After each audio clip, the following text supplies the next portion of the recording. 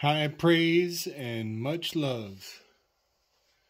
Going for round number 4 on this board. Get this out of my system and move on. So just a few side notes. I know I already washed my hands and spit on the ground over this issue, but we have a 1, 1, 1, 9 going on. So I wanted to put that in its more proper context. I didn't want to leave that, too high and mighty.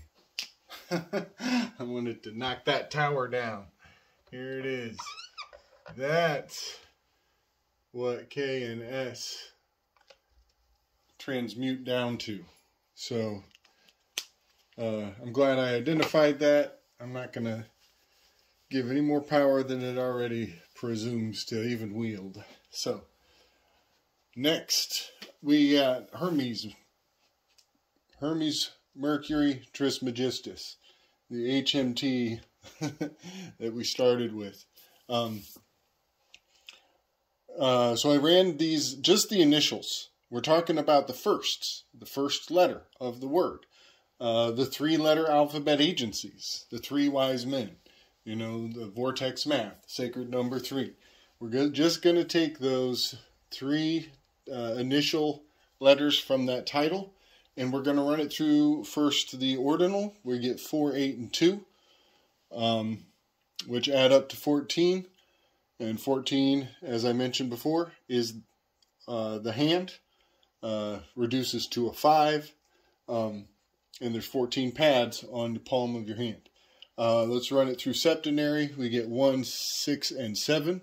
And you add that up and you get 14 again. 2 hands. Add that together and you get the 28-day moon cycle, a month. And you add the 2 and the 8, you get a 10. And I put this Wheel of Fortune card here. And that is the 10th card. And it reduces down to a 1. The Wheel of Fortune card represents Jupiter, and I'm just going to point out that there is a very significant correspondence. I'm going to do another video on this, but it's very significant that this reduces from a 10 to a 1, and that the 1 is the Magi. It proves a harmonic correlation between the Magi and the Wheel of Fortune. But I'll circle back on that for another video. Just put that in the pocket for later. So it's very profound that Mercury Hermes Trismegistus, in 2 completely different ciphers, the initials add up to the very same result. That is a rare thing indeed. One could say it takes quite a bit of planning and foresight. A lot to be said about that.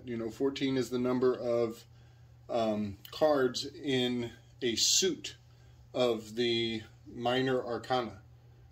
It's a very significant number. Also, let's look at it from this light. We're dealing with 1, 2, 3 letters that are pointing at 1-4. 3.14. So there's your pi. Much to say on just that point, but I wanted to move forward to the name of Thoth. A lot of people will have already noticed it has a very strong sound corollary, Toth and Tarot. You can see the very, very similar letters in both of those names, both of those proper nouns.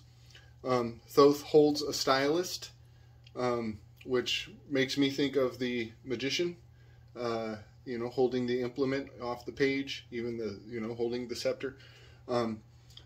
But let's do the gematria. This one, the first one is the septenary. The second one is ordinal, which I said I was going to do the other way around. But the first one is septenary. The second one is ordinal. And in septenary we get 22, which is the same thing we got when we added tarot. So Thoth and tarot are harmonically identical in septenary. You add the 22, you get the 4. The 4 is Tav. It's Daleth. It's the Delta variant. Yeah, you've got a lot of Thoth being invoked in these letters as well as these letters. I've spoken before of the ambiguity of the sounds that comprise the sound of Toth's name. He's the god of thought. I talked about tooth. How is the word tooth and Thoth related? That goes to Ganesha. Ganesha is an expression of Thoth, and Ganesha is holding its tooth, his tusk. He's holding it as his stylist to write out the Dharma of Ganesha. So Thoth and Ganesha are very powerfully, archetypally intertwined, very deeply. Even though Thoth is Egyptian and Ganesha is Hindu, we are bridging that cultural gap in glimpsing back on all the world's religions in a broad overlay. And I want to point out that has much to do with that Ankh, the cast out, the forgotten, the fallen old world order.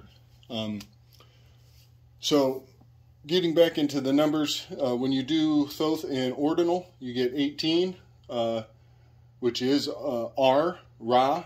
Ra is another symbol for Mercury. The Eye of Ra, the retrograde, is a Mercury symbol.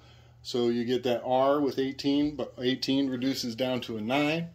And I just got to point out, 4 and 9 is it's a number of Venus. It's a 7 by 7, 49, forgiveness. Very significant correspondence between those two numbers.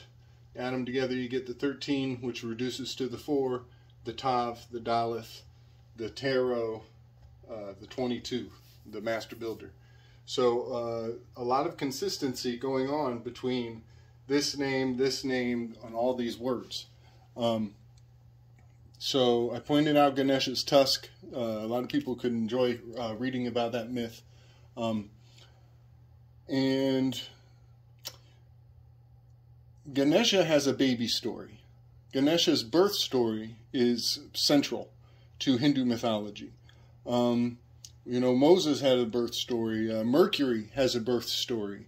Many of these icons have a baby derivative in their mythology.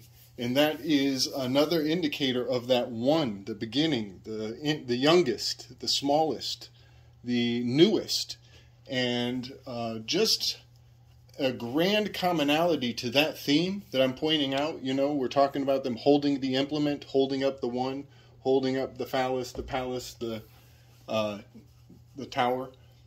I want to point out that all of that to me is pointing at Venus, the planet Venus. And Velikovsky is the key to opening that gate. You will learn why Venus is a new planet and why Velikovsky's fundamental theory on Venus is pivotal to understanding why V is number 22 that keeps coming up. Why that's what we're doing. We're building the story with all of these correlations through history.